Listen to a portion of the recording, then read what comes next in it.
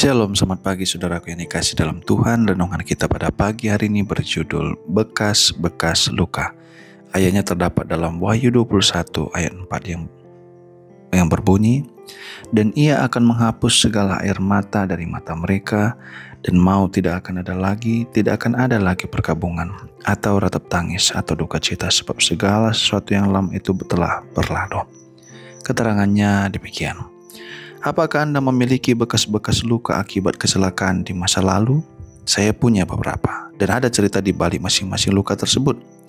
Ada bekas luka samar di bagian belakang tangan kanan yang saya sukai selama bertahun-tahun, di mana anjing keluarga kami menggigit saya pada hari ketika dia mati. Dia berkeliaran di jalan melawan perintah saya dan ditabrak truk tepat di depan mata saya. Saat dia terbaring sekarat di tengah-tengah jalan, saya menyadari bahwa saya harus mengeluarkannya dari lalu lintas. Dan jadi saya meraih talinya untuk menyeretnya ke pinggir jalan. Pasti rasanya sakit menyisanya, karena dia tiba-tiba menggigit tangan saya untuk membuat saya berhenti. Dia membenamkan giginya ke dalam daging saya dan meninggalkan luka tusukan yang dalam. Semenit kemudian dia menghembuskan napas terakhirnya. Hari ini bekas luka kecil itu menjadi pengingat bagi saya tentang seekor anjing herder yang sangat saya sayangi saat masih kecil. Menariknya, Tuhan menciptakan tubuh kita untuk mampu sembuh dari cedera, tetapi juga dari bekas luka. Ini mungkin adalah akibat dosa karena kita tidak meregenerasi jaringan baru dengan sempurna. Tapi saya tidak membenci benjolan dan kerutan kecil itu. Itu semua kembali mengingatkan saya akan kesalahan dan membangkitkan ingatan akan peristiwa masa lalu dan memberikan alat belajar visual untuk anak-anak saya. Ketika mereka bertanya, "Bagaimana Anda melakukan itu?" Itu memberi saya kesempatan untuk berbagi pengalaman yang dapat menyelamatkan mereka dari rasa sakit di masa depan. Ada jenis luka lain, luka emosional. Jenis yang tidak bisa Anda lihat, yang kita bawa bersama kita juga. Banyak luka emosional yang tidak sembuh dengan sempurna juga, tetapi meninggalkan jejak samar sebagai pengingat menyedihkan atas kesalahan masa lalu. Luka-luka itu mungkin disebabkan oleh orang asing, teman, atau bahkan anggota keluarga. Anda mungkin bertanya-tanya, bagaimana bekas-bekas luka ini bisa dihilangkan?